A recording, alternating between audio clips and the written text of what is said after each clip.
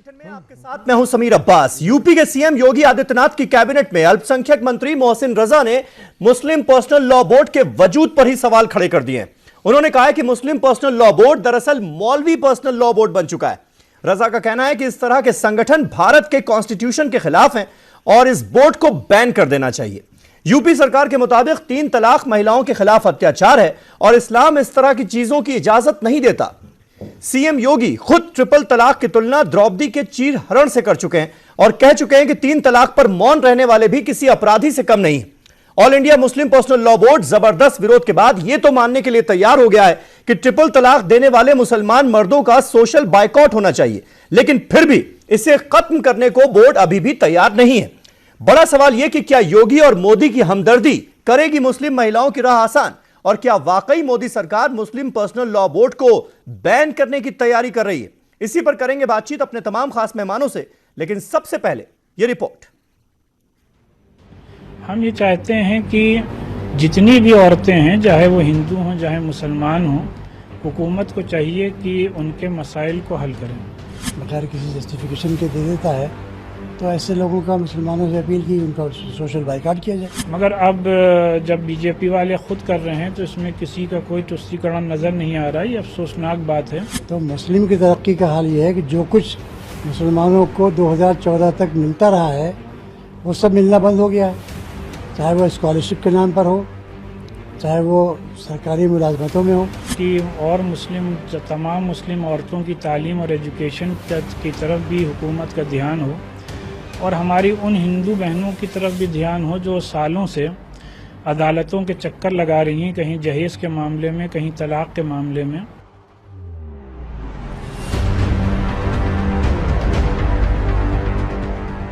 गौकुशी, तलाक सलासा, बाबरी मस्जिद, यकसा civil code जैसे मामले टेलीविजन और अखबारात की सुर्खियां बटोर रहे हैं, जिनमें 3 तलाक का मामला सरे फहरिस्त है।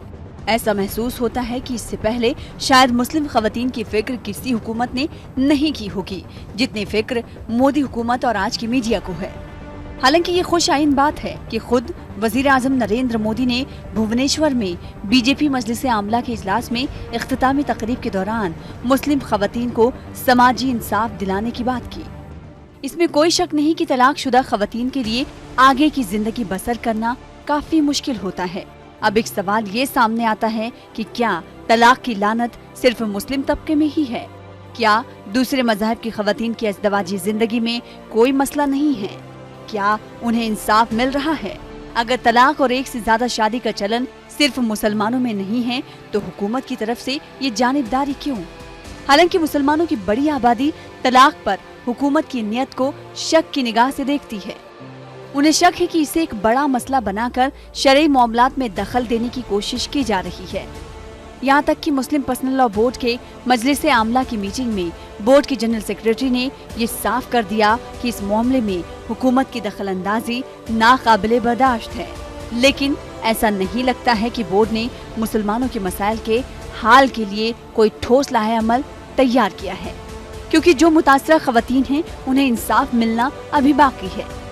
उलमा का कहना है कि कुरान में पूरी वजाहत के साथ बात रखी गई है, लेकिन इसके निफाज के लिए मुल्क में कोई ऐसा पुख्ता निजाम नहीं है और मुस्लिम पर्सनल लॉ बोर्ड भी मुसलमानों के मसाइल हल करने में पूरी तरह कामयाब नहीं रहा है। अब देखना अहम होगा कि मोदी हुकूमत की मुस्लिम खवातीन के तई हमदर्दी उन्हें इंसाफ दिलाने में कामयाब होती है या फिर इसे हीला और बहाना बनाकर मुसलमानों के पर्सनल लॉ में मुदाखलत का एक जरिया बनता है। Bureau report, ETV news. तो क्या योगी और मोदी की हमदर्दी करेगी मुस्लिम महिलाओं की राह आसान, और क्या मुस्लिम पर्सनल लॉ बोर्ड को बैन करने की तैयारी में है सरकार? यह हमारा आज का सवाल। तमाम खास मेहमान हमारे साथ जुड़ चुके हैं। हमारे साथ सुदेश वर्मा साहब मौजूद हैं, नेशनल स्पोक्स पर्सन है भारतीय जनता पार्टी के। हमारे साथ डॉक्टर जीनत शौकत अली हैं, इस्लामिक स्कॉलर हैं, मुंबई से हमारे साथ मौजूद हैं। इसके अलावा मुफ्ती एजाज अरशद कासमी साहब जो कि मेंबर हैं all India Muslim personal law board के, वो हमारे साथ इस बहस का हिस्सा हैं। प्राची अधिकारी जो कि सोशल एक्टिविस्ट हैं और साथ ही साथ हिंदू महासभा को भी रिप्रेजेंट करती हैं, वो हमारे साथ स्टूडियो में मौजूद हैं। अभय दुबे साहब नेशनल स्पोक्स पर्सन है कांग्रेस पार्टी के, वो हमारे साथ इस बहस का हिस्सा हैं। और थोड़ी देर में मौलाना यासूब अब्बास साहब जो कि ऑल इंडिया शिया पर्सनल लॉ बोर्ड के स्पोक्स पर्सन हैं, वो भी हमारे साथ लखनऊ से इस बातचीत का हिस्सा होंगे। लेकिन सबसे पहले सुदेश जी, शुरुआत आपसे करना चाहूंगा। यूपी सरकार के एक मंत्री का ये जो बयान आया है कि all India Muslim personal law board को बैन कर देना चाहिए, क्या आपको लगता है कि सरकार इस तैयारी में है कि अब वक्त आ गया है, ये मान रही है सरकार कि मुस्लिम पर्सनल लॉ बोर्ड को ही बैन कर दिया जाए? इतना बड़ा विलेन आपको बोर्ड नजर आ रहा है क्या?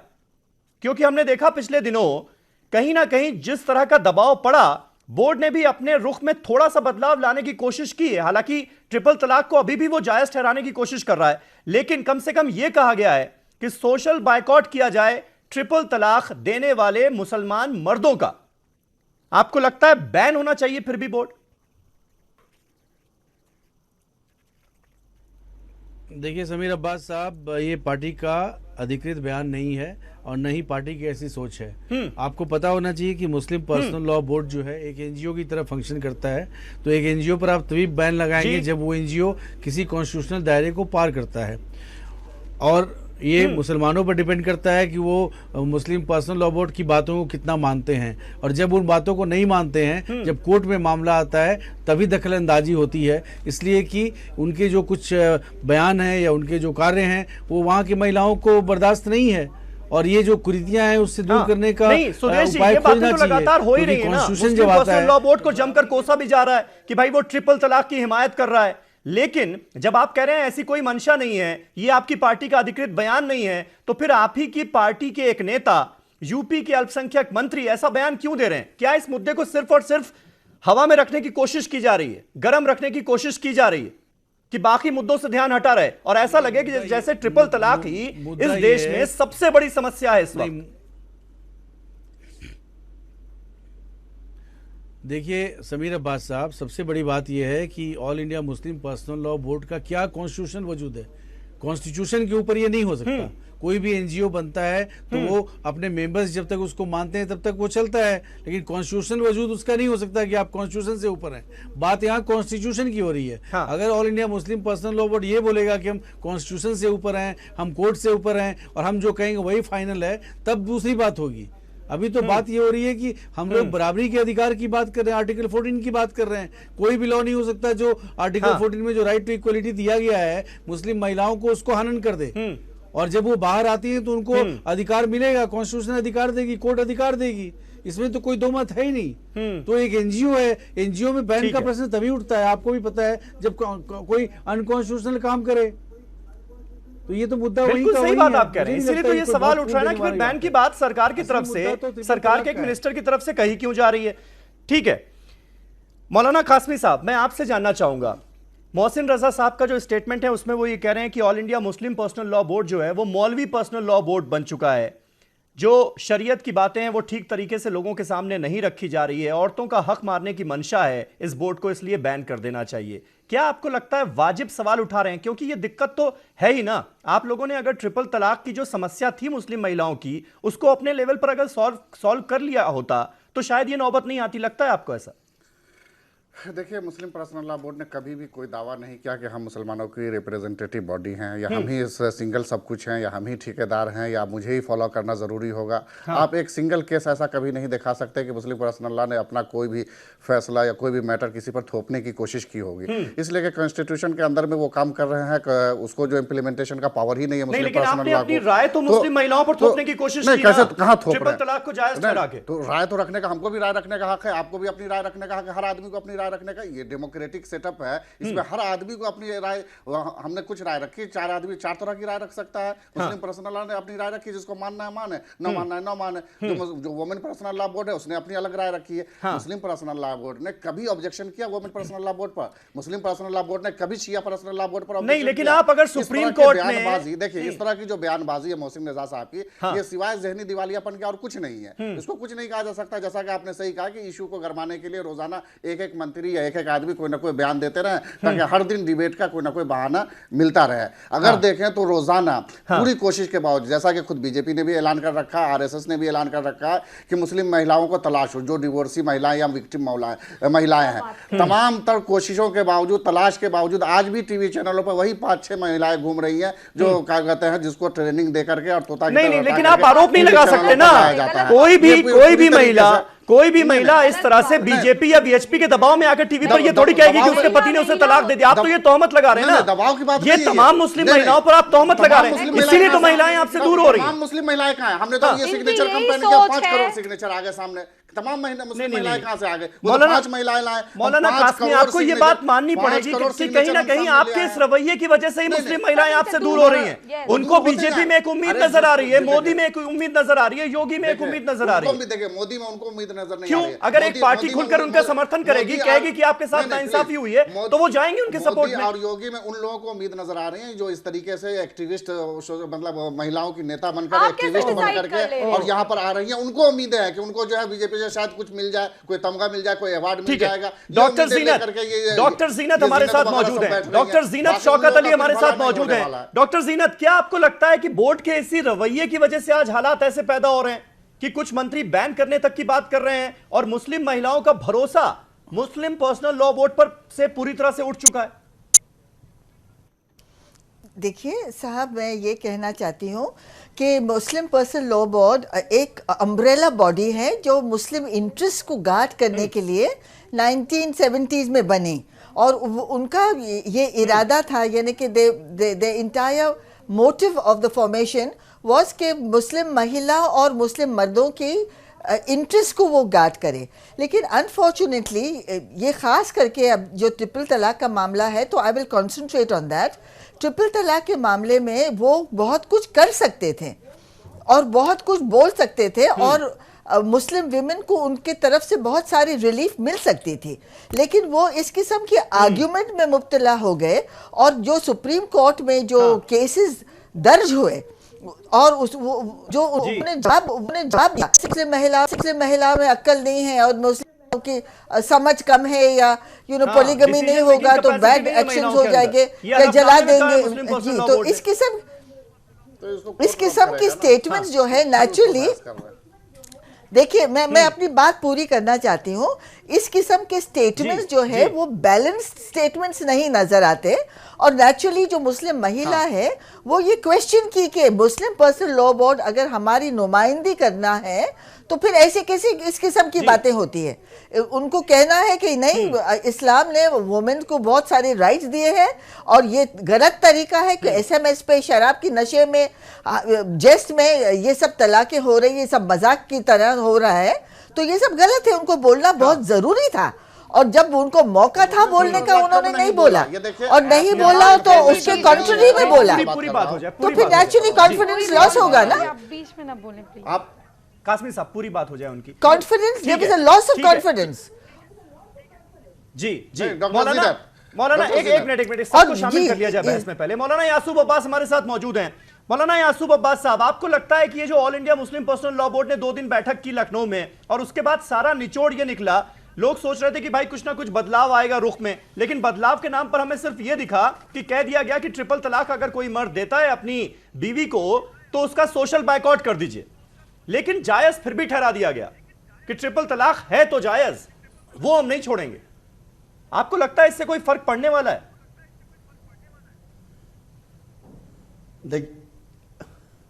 देखिए समीर भाई, मैं बात कहूंगा तो बहुत दूर तक जाएगी। मुस्लिम पर्सनल लॉ बोर्ड ने अपनी फेस सेविंग के लिए ये 2 दिवसीय अपनी राष्ट्रीय कार्यकारिणी का अधिवेशन किया, क्योंकि ऑल इंडिया शिया पर्सनल लॉ बोर्ड ने 5 अप्रैल को बहुत ज़बरदस्त तरीके से अपना मकसद वाजे कर दिया था। आपने ये एक मीटिंग करके ट्रिपल तलाक के इशू को कि साहब कि अगर से कोई मर्द तलाक देता है एक मजलिस में तो उसका सामाजिक बहिष्कार होगा, तो क्या इससे औरतों को इंसाफ मिलेगा? मैं सवाल उठाना चाहता हूँ, क्या इससे औरत को इंसाफ मिलेगा? क्या उसका हुक्का पानी बंद होगा? उसका सामाजिक बहिष्कार किस तरीके से होगा? मैं तो खुद all India Muslim personal board के जिम्मेदारों के पास खुद चल के गया था समीर भाई। मैं कोई इख्तलाफ नहीं चाहता कि मिल्लत में इख्तलाफ हो। मैं खुद all India Muslim personal board के जिम्मेदारों के पास चल के गया, और मैंने जाके अपना मॉडल निकाहनामा, जो इस वक्त भी मैं यहाँ के ऊपर लेके आया हूँ, ये आपके सामने है। ये मॉडल निकाहनामे को मैंने all India Muslim personal board के जिम्मेदारों के सामने रखा, और मैंने उनसे रिक्वेस्ट की, उनसे गुजारिश की कि अगर से ये कुरान पाक और हदीस रसूल और इंसानियत के मुताबिक है तो आप इसको एक्सेप्ट कीजिए, अगर से नहीं है तो इसे आप डस्टबिन में डाल दीजिए। देखिए, एक होता है नज़रियाती इख्तिलाफ वो 1400 बरस से है जी। और वो सुबह क़यामत तक रहेगा। हाँ। हमारा आपका इख्तलाफ है नज़रियाती, वो रहेगा ना। आप हमें सही कर सकते हैं, ना हम आपको सही कर सकते हैं। तो कम से कम एक चीज़ होती है कॉमन एजेंडा। जैसे आप हिंदुस्तान में रहते हैं, यहाँ यूपीए की सरकार है, एनडीए की सरकार है, हर एक पार्टी है, हर एक का नज़रिया अलग अलग है, हर एक का मैनिफेस्टो अलग अलग है, मगर कॉमन नज़रिए के तहत सब, एक कॉमन एजेंडे के तहत सब आते हैं और आने के बाद में वो एक इशू के ऊपर सब जमा होते हैं। तो इस वक्त औरतों के ऊपर एक 3 तलाक की तलवार लटकी हुई है। फ़िक़े जाफ़री में आप दिन भर कहते रहिए तलाक तलाक तलाक तलाक तलाक तलाक, तलाक नहीं होती है। हमारे यहाँ एक सिटिंग में, एक मजलिस में 3 दफ़ा तलाक नहीं होती है। सवाल ये उठता है मुस्लिम पर्सनल लॉ बोर्ड के ज़िम्मेदार ये 3 तलाक को क्यों नहीं ख़त्म कर रहे हैं? क्या हज़रत मोहम्मद साहब की ज़िंदगी में एक मजलिस में 3 तलाक थी? क्या खलीफा अव्वल की ज़िंदगी में एक मजलिस में 3 तलाक थी? नहीं, लेकिन क्या खलीफा चारों दूसरियों के पहले इमाम हज़रत अली अलैहिस्सलाम ने क्या इस तलाक को गलत नहीं करार दिया था? रखते हैं कि all India Muslim personal law board को बैन कर देना चाहिए क्योंकि वो अनकॉन्स्टिट्यूशनल है। आज मोहसिन रजा साहब ने जिस बात का जिक्र किया, नहीं, बिल्कुल नहीं, मैं बिल्कुल इससे इत्तेफाक नहीं करता हूं। All India Muslim personal board को बिल्कुल बैन नहीं करना चाहिए है, एक इदारा है। और 3 तलाक को बैन करने की बात की जाए, ना कि इदारे को बैन करने की बात की जाए। 3 तलाक को बैन करने की बात। प्राची अधिकारी हमारे साथ मौजूद हैं, सोशल एक्टिविस्ट हैं। प्राची, आपको क्या लगता है इस पूरे इशू को लेकर, जिस तरह से ये मीडिया की सुर्खियां, ये पूरा मामला बना हुआ है, जिस तरह से देश में इसको लेकर बहस हो रही है, वाकई में क्या ये इतना बड़ा मसला है क्या? क्योंकि बार बार ये बात कही जाती है कि परसेंटेज बहुत कम है, ट्रिपल तलाक जिन महिलाओं को दिया जा रहा है, हो रहा है, बड़ी नाइंसाफी है, लेकिन परसेंटेज बहुत कम है। जिस पैमाने पर इसका जिक्र हो रहा है वो बहुत बड़ा है। क्या मानती हैं आप इस बात को? देखिए, मेरी जो राय है वो मेरा सोचना ये है कि चाहे वो इसको मजहबी तराजू से ना देखते हुए लोग इसे ये देखें कि एक महिला, एक जो औरत है, उसके हकों की बात हो रही है। आपने पराठा अच्छा नहीं बनाया, आपने उसे पकड़ के तलाक तलाक तलाक कह दी और रात के 1 बजे उसे घर से निकाल दिया। 2 बच्चे हैं, एक पेट में है, वो कहाँ जाएगी उसे लेकर? दरवाजा खटखटा रही है, लेकिन उसका शौहर जो है दरवाजा खोलने को तैयार नहीं, घर वाले निकाल दे रहे हैं। ना कोई मुफ्ती सुनने को तैयार, ना मौलवी सुनने को तैयार। अभी यहाँ सब टीवी में सब बोलते हैं, लेकिन हकीकत ये है, कल मैं एक चैनल में थी, वहां पर एक काफी बुजुर्ग व्यक्ति थे, वो दिखा रहे थे कि उनकी बेटी को रात को 12 बजे तलाक दी गई। तो वहां पर उनको कोई बोलने नहीं दिया जा रहा था कि वो अपनी बात रख सके, उनकी बात को दबाया जा रहा था। वहां पर एक लेडी बोल रही थी, तो कई मौलाना मुफ्ती कह रहे थे कि जाओ तुम पीएम मोदी से अपील कर रही हो, उन्हीं के पास चले जाओ। इस तरह के अल्फाज उनके लिए इस्तेमाल करे जा रहे थे। तो जब आप किसी के आंसुओं की कीमत हंसी से लगाते हैं, उसका मखौल या मजाक उड़ाते हैं, तो ऐसे मौलाना मुफ्तियों से आप क्या सोचेंगे, क्या एक्सपेक्टेशन रखेंगे? तो इसलिए देखिए, अगर किसी और मजहब में अगर तलाक हो रहे हैं तो वहां पर वो आदमी की चमड़ी भी उतरवा देती हैं पुलिस से कहकर। लेकिन यहाँ पर क्या होता है, जब खुद ही के लोग कह देते हैं कि अगर तुम वहां जाओगी, उन्हें डर दिखाया जाता है मजहब का।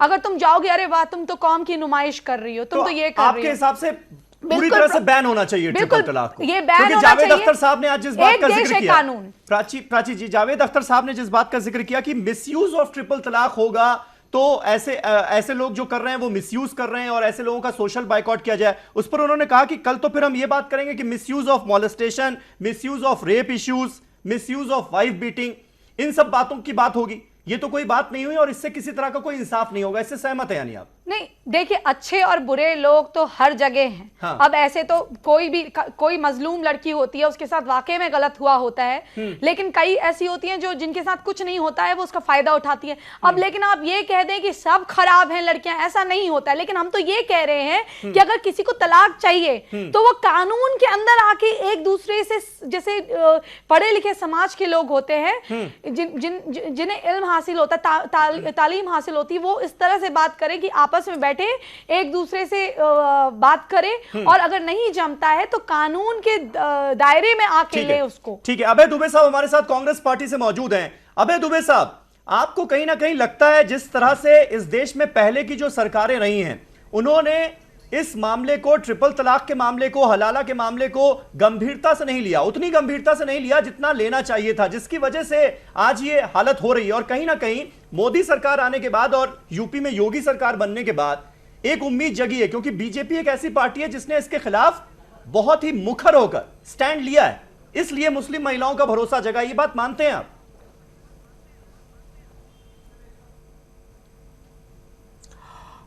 समीर साहब देखिए, स्टैंड लेने का आशय जानते हैं, सरकार के स्टैंड लेने का आशय, सरकार के स्टैंड लेने का आशय ये कतई नहीं है कि चुनाव के दृष्टिगत आप सिर्फ वक्तव्य देते रहें और आपका व्यवहार बिल्कुल उल्टा हो।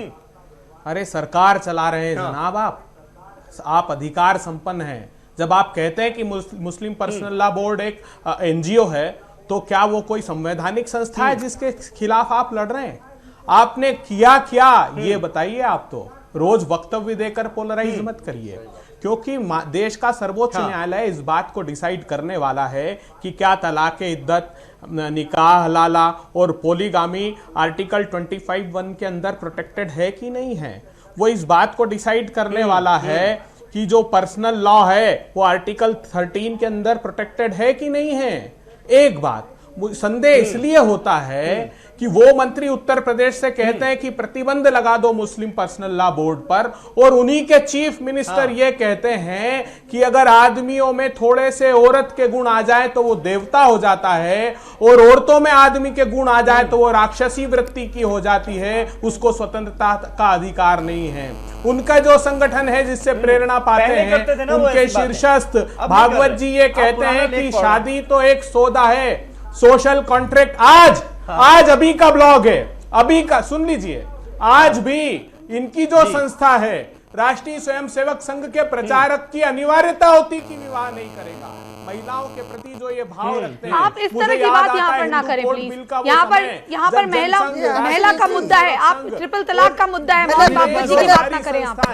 समीर अब्बास साहब सुन लीजिए, जो भी महिलाओं के इसका जवाब तो आप मिलकर देखिए। समीर जी, समीर जी यहाँ जवाब दीजिएगा सब लोग, आखिरी में सुन लीजिए 10 सेकंड। आप अपने बारे में बात करें ना, भागवत जी के बारे में बात ना करें। प्रश्न खड़ा हुआ कि क्या यूनिफॉर्म सिविल कोड होना चाहिए कि नहीं होना चाहिए, तो अब उन्होंने बहुत अच्छा वक्तव्य दिया। देखिए, उन्होंने कहा कि 1937 के पहले शरिया के कानून को नॉर्थ वेस्ट प्रोविंस को छोड़कर बाकी सब जगह हिंदू कानूनों से ये चला करती थी, और बाकी निगोशिएबल एक्ट, सीआरपीसी, आईपीसी सभी कॉमन है हम सबके लिए। लेकिन भविष्य के भारत में जब भी हम इस पर बात करें तो छोटे भाइयों को यह नहीं लगना चाहिए कि सिर्फ हिंदुस्तान के नागरिक हैं इसलिए कोई कानून उन पर थोप दिया। उन्होंने बहुत अच्छा समाधान भी दिया जो इसका समाधान हो सकता है। अमेरिका में कौन सा कानून मानते हैं आप? 1937 में अमेरिका में कौन सा कानून मानते हैं आप? तो ये कह दिया गया, ये कह दिया गया कि जो इसको मानना चाहते हैं ये तो भाषण देने लगे, अपना एफिडेविट होम सेक्रेटरी के सामने रख दें, तो इसको भी मैंडेटरी नहीं करें। अमेरिका की छोड़िए, अभी आप ट्रिपल भारत है, भारत का ऐसा लग रहा है कानून मानना जैसे इस मुल्क की सबसे बड़ी समस्या इस वक्त ट्रिपल तलाक है। बिल्कुल। और सबसे बड़ा criminal all India Muslim personal law board है, ऐसा लग रहा है बयानों से। समझिए तो बात को।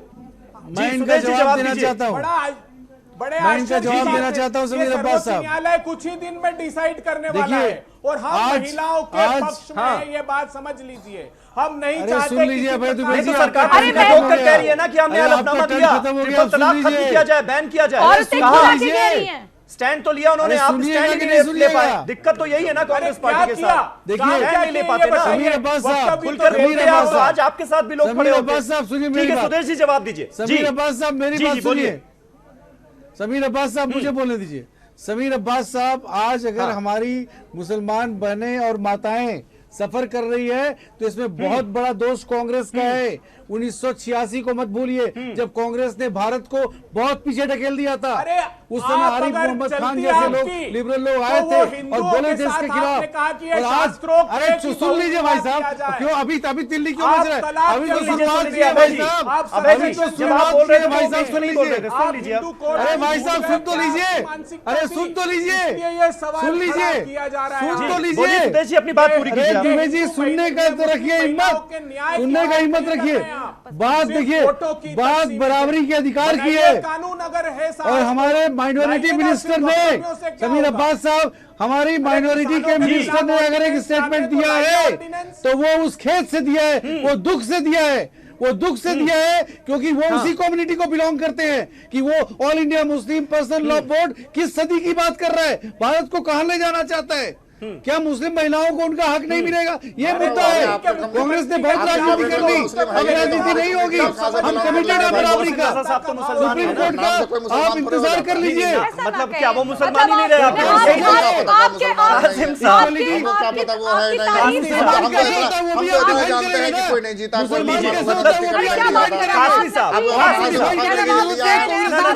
मतलब अगर उन्होंने ट्रिपल तलाक के खिलाफ बोल दिया तो आपने मुसलमान मानने से इनकार कर दिया? हमको तो इतना पता है कि इन्होंने किसी को टिकट नहीं दिया, कोई जीते नहीं। आप किसी का नाम चेंज करके इन्होंने मंत्री बना दिया। तो बिना जीते भी तो कोई मंत्री बन सकता है ना? किसी का नाम चेंज करके भी बना दिया होगा ना। सदस्यता मिल जाएगी उनको। अरे ये यूपी की बात हो रही है, किसी का नाम चेंज करके इन्होंने बना दिया होगा, वो मैं नहीं जानता।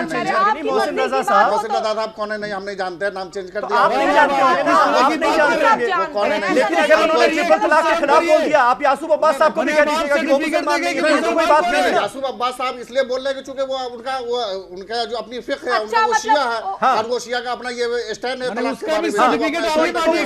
मुसलमानों में भी तमाम फिक्रे ऐसे हैं ना, फिक्रे ऐसे हैं जो नहीं मानते ट्रिपल तलाक को। वो ट्रिपल तलाक पर अपना कमेंट कर सकते थे, लेकिन वो मुस्लिम पर्सनल लॉ पर कमेंट कर दे। आप कोई हिंदू होकर कहे कि अगर नागपुर में ताला लटका देना चाहिए तो कैसे कहेगा? उन्होंने अपना दुख बताया भाई साहब, मुझे नहीं लगता कि उन्होंने अपना दुख बताया।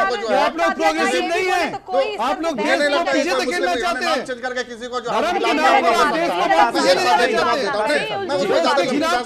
जल्दी से देश आगे बढ़ना चाहता है, सबको बराबरी का अधिकार देना चाहता है। जी हाँ सुरेश जी, एक बात, एक सवाल सिर्फ आपसे मुझे जानना है। हाँ। आपने जो अपना एफिडेविट दाखिल किया है कोर्ट के अंदर में, कोर्ट में एफिडेविट दाखिल किया है, उसमें आपने जेंडर इक्वलिटी की बात की है। उस जेंडर इक्वलिटी से आप क्या कहना चाह रहे हैं?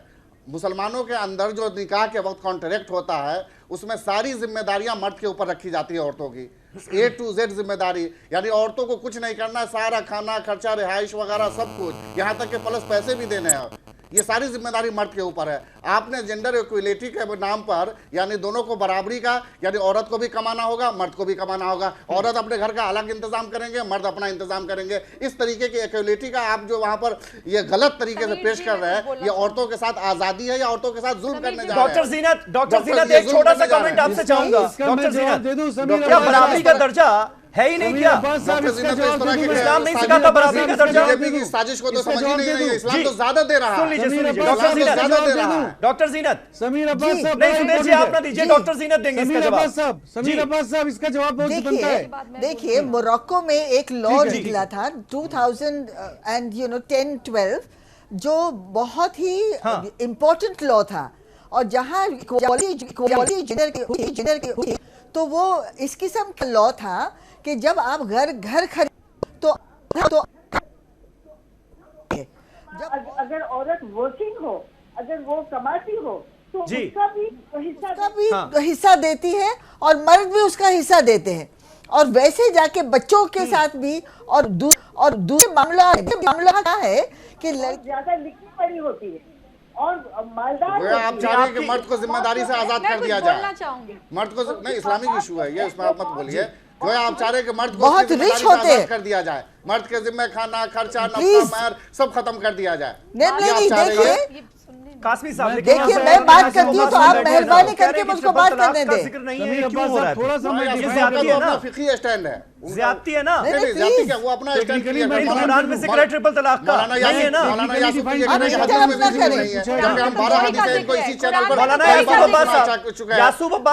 यासूब साहब आपकी मिसाल तो हम ऐसी है, कई बार हम आपको वो हदीसें पढ़ के सुना चुके हैं। गर्न बीनत बरोज शपरे चश्मा आफ्ताब राचे गुना। नहीं तो यासूब साहब भी तो ऐसी तमाम हदीसें पढ़कर आपको सुना देंगे सुना और ये साबित कर देंगे कि ट्रिपल तलाक का जिक्र नहीं है। यासूब साहब को मैं तो 12 हदीसें अभी सुना। ठीक है अब बोलने दीजिएगा उनको, अब बोलने दीजिएगा उनको। यासूब साहब बात ही नहीं करने देते। समीर भाई खाली आप इनसे पूछिए कि एक हदीस सुनाएं जो प्रॉफिट ऑफ इस्लाम के ज़माने में एक वाकया हो जिसमें तलाक तलाक तलाक कहने से तलाक वाकई हुई हो। आज मैं ओपन डिबेट करना चाहता हूं आपके चैनल के हवाले से। मुझे एक वाकया सुनाइए और हदीस सुना रहे तो किस किताब की हदीस है, किस रावी ने लिखी है, मुहद्दिस कौन है, रावी कौन है, सिलसिला तवातुर कौन है, सब पूरी रवायत सिलसिला सनद के साथ पूरी रवायत सुना दूंगा। हजरत मोहम्मद साहब के जमाने में मानेंगे एक मजलिस में 3 तलाक हुई है कि नहीं हुई है? हाँ या नहीं में जवाब दीजिए। मैं मान लूंगा फिक्र के साथ पूरी रवायत के साथ सनद के साथ अरबी टेक्स्ट के साथ मैं सुनाऊंगा, बशर्ते कि आपको ऐलान करना नहीं। अगर फिक़े जाफरी मानती होगी, अगर हमारी फिक़े आपकी किताबों को मानती होगी, आप वो सी किताबें पढ़िए। आप हदीस की बात कर रहे हैं ना, फिक़े जाफरी कहाँ से इसमें आ गया? सही है, मुतबातिल है, हसन है, कौन सी फिक़े जाफरी, अगर फिक़े जाफरी हमारी स्कूल ऑफ थॉट तब हम मानेंगे। आप मुझे एक वाकया सुनाइए। आप अपने स्कूल ऑफ थॉट की बात कर रहे हैं, आप मुझे एक वाकया सुनाइए कि हजरत मोहम्मद साहब की जिंदगी में एक मजलिस में 3 तलाक वाक़ई हुई हो। एक वाकया बताइए आप। बता रहा हूं सनद के साथ सही हदीस के साथ, लेकिन आपको यहां पर पहले ऐलान करना होगा कि हम फिर 3 तलाक के स्टैंड से हट जाएंगे। आपको ऐलान करना होगा पहले। यासूब साहब पहले आप ऐलान। यहाँ तो आपके हटने की बात हो रही है ना, आप तो उसी बयान पर कायम हैं। फिर आप सोशल बाइकॉट पे क्यों बात करते हैं? आप क्यों कहते हैं कि सोशल बाइकॉट कर दिया जाए? अरे बहुत सारे जो गलत है वो खत्म कीजिए। हिंदुस्तानी कानून में हजरत मोहम्मद साहब की जिंदगी में, खलीफा अव्वल की जिंदगी में एक मजलिस में 3 तलाक से तलाक वाक़ई नहीं हुई है। कानून है जो हमको अच्छा नहीं लग रहा, पसंदीदा नहीं है, लेकिन ये कि उसको वो कानून है। ये क्या है आपके हिसाब से? मतलब गलत है लेकिन खत्म नहीं हो सकता। ये कुछ कहना चाह रही बातें हैं जो ये लोग कर रहे हैं। मुझे लगता है कि औरत के ये कानून कब आया आप बताइए? ये किसने कौन लेके आया? समीर भाई आप अच्छा साहब से पूछिए कि ये कहां से आया इस्लाम में? इस्लाम में एक मजलिस में 3 तलाक की पैदावार कहां से हुई? आप अमेरिका में रहते हैं, अमेरिका के कानून मानते हैं, तो भारत में रहकर भारत का क्यों नहीं मानते? इन सबको बैन होना चाहिए। इसके लिए तो फिर यूनिफॉर्म सिविल कोड लाना पड़ेगा। लाना चाहिए, लाना पड़ेगा। ये तो लाना सरकार चाहिए। करेगी। और पहले ड्राफ्ट तो तैयार हो जाए इसका, ड्राफ्ट तैयार हो जाए पहले, फिर पता चलेगा। देखिए इस मुल्क की औरतें यही भाई समीर भाई वाकया पूछिए ना इनसे। मिले और ये कह रहे थे कि काम करें औरतें या ना करें इस्लाम के हिसाब से नहीं, वो ये तो उनकी अपनी मर्जी भी है ना। ये तो आपस की अंडरस्टैंडिंग भी होती है कि काम करें या ना करें। घर है तो दोनों कमाएंगे। ठीक है, एक छोटा सा ब्रेक ले रहे हैं। सुदेश जी, अभय दुबे साहब, आप सब लोग अपना कमेंट करना चाहते हैं। एक छोटा सा ब्रेक ले रहा हूं, फौरन होते हैं हाजिर और इस बड़ी बहस को आगे बढ़ाते हैं। तमाम मेहमान हमारे साथ बने हुए हैं। छोटा सा ब्रेक।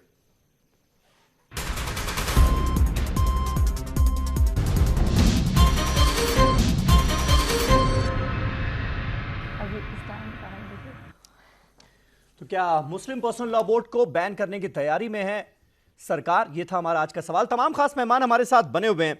सुदेश वर्मा जी, सबसे पहले शुरुआत आपसे फिर मैं करना चाहूंगा। एक बात लगातार ये हो रही कि भाई ट्रिपल तलाक जो है वो मुस्लिम महिलाओं के साथ बहुत बड़ी नाइंसाफी है, इसकी हर कोई निंदा कर रहा है। मुस्लिम पर्सनल लॉ बोर्ड इससे नहीं इत्तेफाक रखता। शिया पर्सनल लॉ बोर्ड भी कहता है कि यह गलत है, बंद होना चाहिए, और पूरा देश ये चाहता है एक तरह से। लेकिन साथ ही साथ जो दूसरा सवाल खड़ा किया जा रहा है वो ये है कि इस मामले को जबरदस्ती तूल दिया जा रहा है, जबकि देश में बहुत सारी ऐसी समस्याएं हैं जो इससे कहीं बड़ी हैं। अगर आप शादी ब्याह के मसलों पर ही आना चाहें तो गोवा में एक लॉ है पॉलीगैमी को लेकर।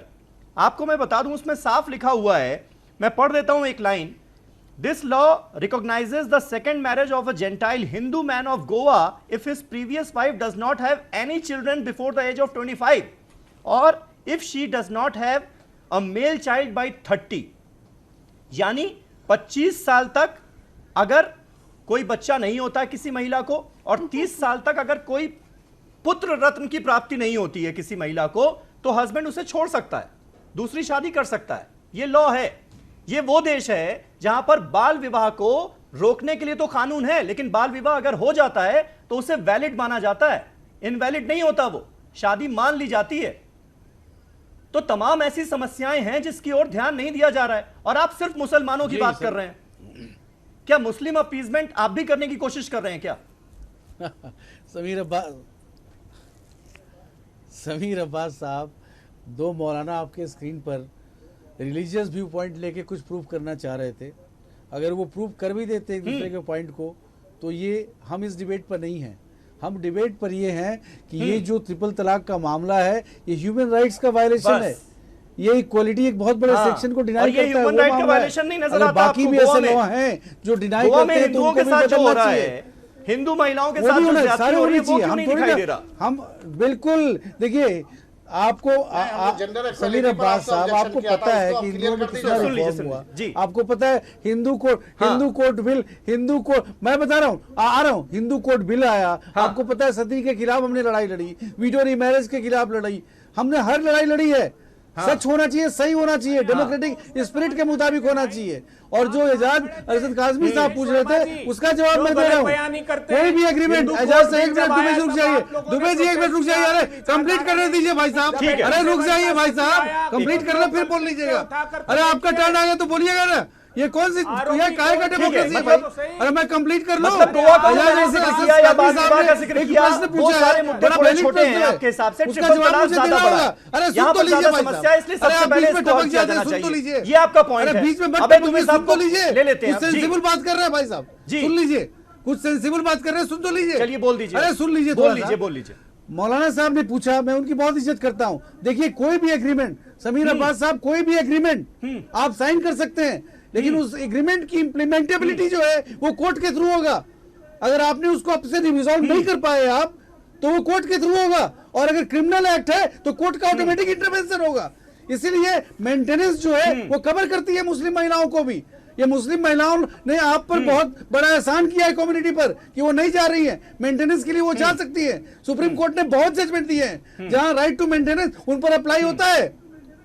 तो आप कोई भी लॉ ऐसा नहीं ला सकते जो उनके राइट को चैलेंज करता हो, और कोई बात है ही नहीं। अगर धर्म कुछ गलत बोल रहा है, इंटरप्रिटेशन गलत है, उसको बदलिए, कॉन्स्टिट्यूशन से ऊपर नहीं हो सकता। आपका जवाब देना चाह रहे हैं अभय दुबे जी, जल्दी से आप अपनी बात रखिए। अरे आप ये देखिए, जो हिंदू कोड बिल 1951 में आने वाला था, वो इन्हीं लोगों की विचारधारा की वजह से 56 के बाद आया, क्योंकि इन्होंने विरोध किया। यही तो बात थी। ये पोलीगामी को शास्त्रोक्त बताते थे, ये विधवा विवाह के खिलाफ थे, ये सती प्रथा की जो बात कर रहे हैं। अरे हम सबने देखा है। एक बात बताइए आप तो वर्मा साहब, कि आप जब कोर्ट निर्णय करेगा तो सरकार क्या है? फिर सरकार सिर्फ वक्तव्य देने के लिए है। आप क्या करेंगे ये बताइए, सिर्फ वक्तव्य मत दीजिए। कोर्ट में तो है, कोर्ट तो डिसाइड, सरकार अवेयरनेस क्रिएट करेगी। अवेयरनेस हमारा काम है, अवेयरनेस क्रिएट करना भी सरकार का काम होता है। सही चीजों के लिए लड़ाई लड़ने के लिए लोगों को तैयार करना भी सरकार का काम होता है। लॉ में बहुत और जब जरूरत आएगा तो सरकार लॉ भी बनाएगी, चिंता मत करिए आप। अवेयरनेस दिखाई हम 1986 की तरह नहीं लाने वाले सामान्य केस में। सवाल ये खड़ा हो जाता है कि जब आपकी सरकार थी केंद्र में, तब आपने ये भरोसा क्यों नहीं दिलाया मुस्लिम महिलाओं को? आप उनकी आवाज क्यों नहीं बने? क्योंकि आप खुलकर स्टैंड नहीं लेना चाह रहे। आपने इनको बराबरी का अधिकार देने के लिए क्या बहुत अच्छा। अबे 10 सेकंड दीजिए। एक बहुत अच्छा समाधान है जो बाबा साहब ने बनाया। अगर कोर्ट डिसाइड कर दे, कोर्ट डिसाइड कर दे या सरकार बना दे, और मैंडेटरी नहीं रखे, जो महिला उसको ऑप्ट करना चाहे, कानून को एफिडेविट दे के ऑप्ट कर ले, और इससे हमको शुरुआत करनी चाहिए। शुरुआत करनी चाहिए। ये क्यों किया नहीं आपने 10 साल, पिछले 10 साल में? ये एक सवाल है। डॉक्टर जीनत, आपको लगता है कि अब सरकार की तरफ से जो एक बल मिला है, जो सपोर्ट मिला है मुस्लिम महिलाओं को, इस वजह से ये मामले इस तरह से खुलकर सामने आ रहे हैं? क्योंकि हमने देखा मीडिया में भी जो मामले आ रहे हैं, उसमें से कई मामले ऐसे हैं जो 1 महीने पहले हुए, 2 महीने पहले हुए, लेकिन अब वो महिलाएं खुलकर आकर बोलने लगी हैं, अपनी आवाज उठाने लगी हैं। ये एक बड़ा बदलाव आया है सरकार के सपोर्ट की वजह से, मानेंगे आप? हाँ बिल्कुल जी, हाँ, ये मैं एडमिट करती हूँ कि उनकी तरफ से आया है, और मुस्लिम महिला के आवाज उठ रही है। और क्या है, ज्यादा बात खुल रही है कि ये ट्रिपल तलाक जो है वो एंटी कुरानिक है, ट्रिपल तलाक जो है वो प्रैक्टिस नहीं हुआ था। और दूसरी बात मैं कहना चाहती हूँ कि मुस्लिम पर्सनल लॉ बोर्ड की एक किताब है, मजमुआ कानून इस्लामी, उसमें आर्टिकल 267 में उन्होंने तलाक यानी कि ट्रिपल तलाक को तलाक बिदअत कहा है, और उन्होंने कहा है हेटफुल अनकुरानिक वे ऑफ गिविंग तलाक। मैं क्वोट कर रही हूँ, दैट इज ट्रिपल तलाक एक सिटिंग में इज प्रोहिबिटेड या ममनून। उन्होंने साफ ये बताया है कि ये ममनून है। लेकिन उन्होंने ये कहा है कि जो इंसान ये तलाक बिदअत देता है वो वैलिड होगा लेकिन जो इंसान तलाक देता है वो गुनाह किया होता। ये पूरा कॉन्ट्रडिक्शन है सर, ये पूरा कॉन्ट्रडिक्शन। इनकी खुद की लॉ में सिंफुल कहते हैं, क्रिमिनल ऑफेंस कहते हैं, तो तलाक बिदअत तो ये जिद पकड़ के क्यों बैठे कि हम छोड़ेंगे नहीं इसको।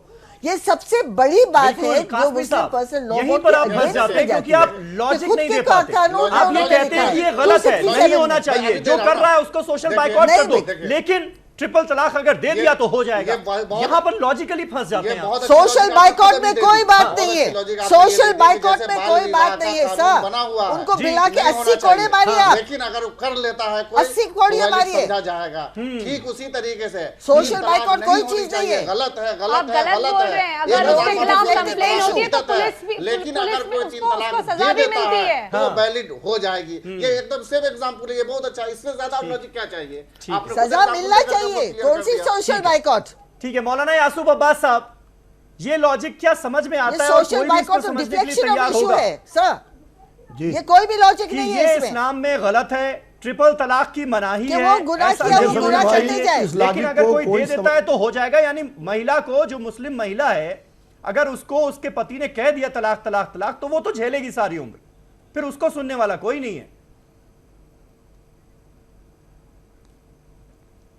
बिल्कुल ये सब गलत है, ये एंटी कुरानिक है, ये नॉन कुरानिक है, एंटी इस्लामिक है। में 3 दफा तलाक से तलाक वाक़ई होती नहीं है, और मुस्लिम तलाक वाक़ई होती नहीं है। मैं तो आपके चैनल के हवाले से पूछना चाहता हूँ कि हमको बताया जाए जी कि प्रॉफिट ऑफ इस्लाम के जमाने में, हजरत मोहम्मद साहब के जमाने में एक मजलिस में एक सिटिंग में 3 दफा तलाक हुई।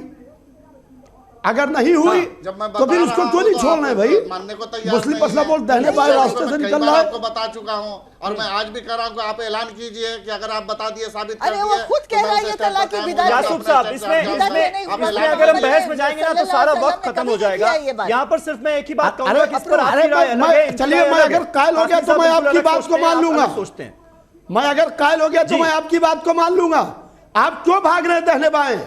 मैं आपसे सवाल करता हूं कि हुजूर के जमाने में एक सिटिंग में 3 तलाक थी कि नहीं थी? इंसिडेंट नहीं हुआ, मैं वो इंसिडेंट बताता हूं। अरे क्या आप वाकया सुनाइए मुझे, आप वाकया सुनाइए मुझे कि हजरत मोहम्मद साहब के जमाने में ये तलाक हुई, ये इसका नाम था। में जिक्र है ट्रिपल तलाक। रसूलुल्लाह की पूरी 23 साल की जिंदगी जमाने के सामने ट्रिपल तलाक वैलिड नहीं होगा।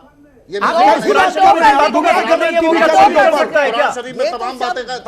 बिल्कुल गलत बात कर रहे हैं। आप ये बताइए कि ये इस्लाम में कब से आई?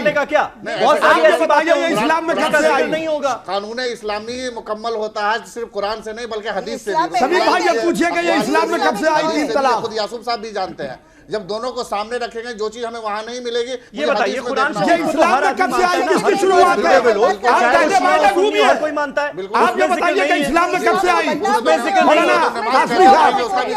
आप गुजारिश कीजिए, बताइए कि इस्लाम में कब से आई? तो हम नमाज पढ़ना छोड़ दीजिए।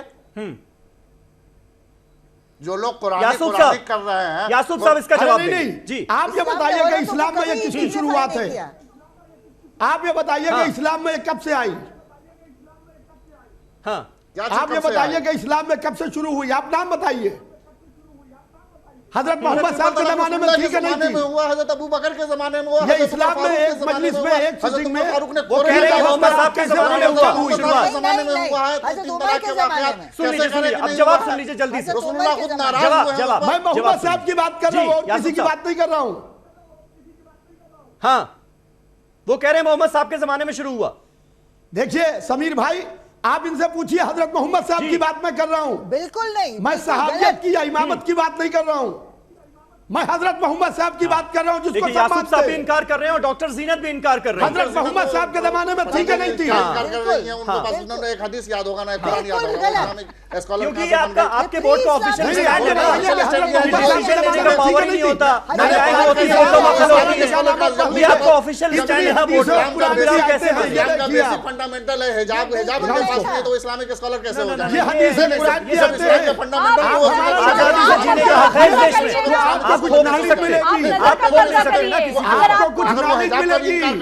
अगर वो कुरान में सूरह हिजाब पूरी अरे मौलाना एजाज अरशद साहब, आप कुछ पढ़ के बैठिए, पर्दा होकर के आ जाइए। आप वो वाली किताबें दिखाते हैं जिनके नामों के साथ में सही लगा हुआ है। कैसे बन जाएगी? फोर्स करते हैं। बोर्ड जो है वो समाज सुधारक की भूमिका में आ गया है ना, मॉरल पुलिसिंग की भूमिका में आ गया ना। फिर ये मॉरल पुलिसिंग आ रही है, जिनके नाम के आगे सही लगा हुआ है, सही बुखारी किताब के साथ सही गलत क्या है?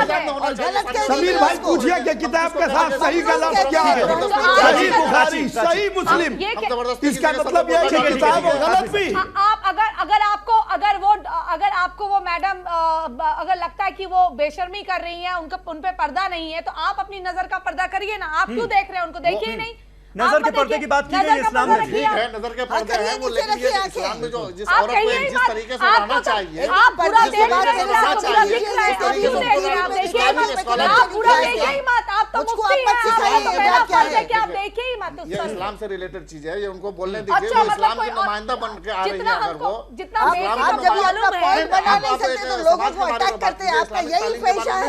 ये तो आप स्कॉलर बन के आई है, तो इस्लाम की नुमाइंदा बन के आई है, तो इस्लाम को फॉलो करेंगे ना वो। ये डेमोक्रेटिक कंट्री है, इस देश में वो जो चाहे करे। बिल्कुल सही बात है आपकी प्राची, लेकिन मैं ये सवाल था मेरा ये, मैं ये चाह रहा हूं कि इसका आप जवाब दें कि ट्रिपल तलाक को लेकर जितना हल्ला मच रहा है, उतना ये गोवा का जो लॉ है, पॉलीगैमी लॉ, इसको लेकर हल्ला क्यों नहीं? वहां पर भी तो महिला अधिकार मारे जा रहे हैं। बाल विवाह में क्या हो रहा है? महिलाओं के साथ भी तो नाइंसाफी हो रही है ना।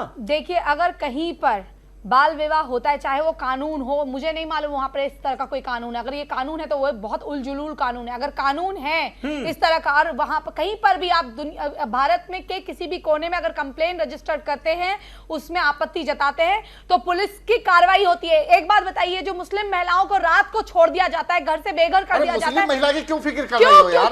हिंदू महिला का डाटा देखो ना। अरे आप देखो ना, हिंदू महिला मुस्लिम हिंदू महिलाएं तो जेलों में हिंदू महिलाओं में रोजाना तलाक ही होती है। तो वो जेल में भी पहुंचा देती है। ये बात इसलिए हो रही है क्योंकि ऐसा लग रहा है जैसे हिंदू महिलाओं के साथ कोई नाइंसाफी हो ही नहीं रही, उनकी कोई बात ही नहीं कर रहा। हिंदू महिलाएं जेल उसका भी तो जिक्र हो, अपने हक के लिए लड़ लेती है। आप जैसे मुफ्ती नहीं आते। जेल में है, जितने डिवोर्स के वाकयात हुए हैं, जितने जमीन महिलाएं सामने आई हैं, सबके हस्बैंड जेल में हैं। तो जेल में होना चाहिए।